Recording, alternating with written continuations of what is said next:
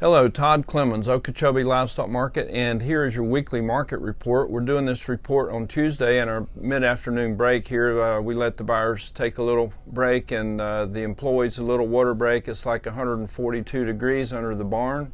Heat index, real temperature is probably 95. It's very calm outside. There's no breeze. It's Florida. It's July. It's dog days. It's all the above. But we are cautiously optimistic about the outlook of the market. The calf prices are holding on really good in spite of the fact that trailers are lined up at sale barns out west.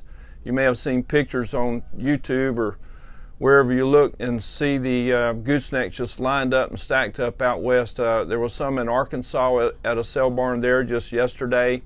In Texas, at other sales, you'll see just goosenecks of trailers lined up to coming to the sale barns because it's just big drought, and that's certainly affecting the prices. If we could get some rain out west and get some good moisture, then these calves would be in higher demand.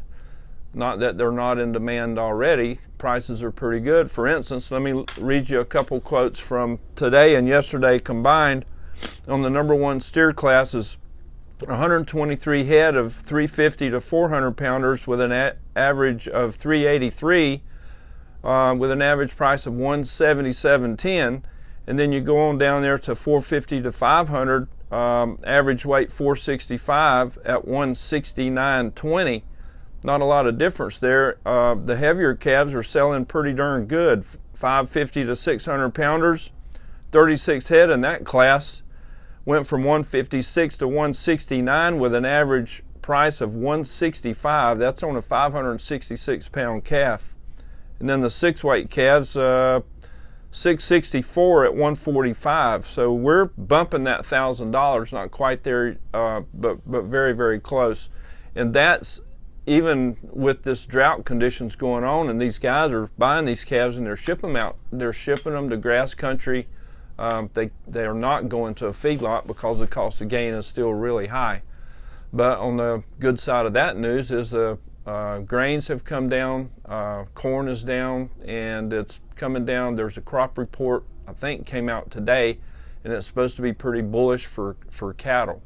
So I think there's going to be more corn than what they were anticipating, which is good. Fuel's come down a little bit, which is good for when you go to the gas station, but this freight on these trucks going out west with these calves, it's not coming down. Usually when things go up and the price of $5.25 a mile to haul these calves from here to Texas is very rarely do you see them come off of that. So I don't think we're going to see a big change in that.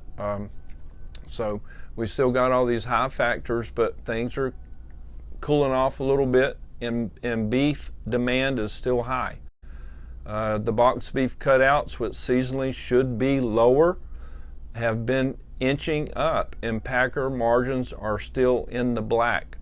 In the summer dog day time after the 4th of July holiday and between now and Labor Day, it's just kind of a dead period, and generally your retail prices of meat are going to go down in the store, but we haven't seen too much of a decrease there. I just looked at some cuts the other day and saw some for $13.99 or $14.99, and so I don't know why they put the 99 on there. Just add the penny and make it an even number.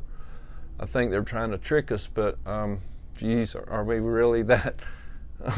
Okay, well, let's figure that one out. But anyway, that's come down $1 or $2 on the retail price. But meat is moving. Packers are selling that meat, and the slaughter for last week was big, even though it was a 6-day kill due to the holiday there on Monday. But Saturday had a big kill of, I think, about 66,000 head on Saturday, which was huge. So that means that the Packers have these orders to fill, and they're needing beef. They're needing to buy those cattle out of the feedlots, and things are very current. It's just looking really good, and I keep saying this, and we haven't seen it yet, but I'm looking for that 500-pound calf to bring $2 a pound, and I believe we'll see it if things keep holding on.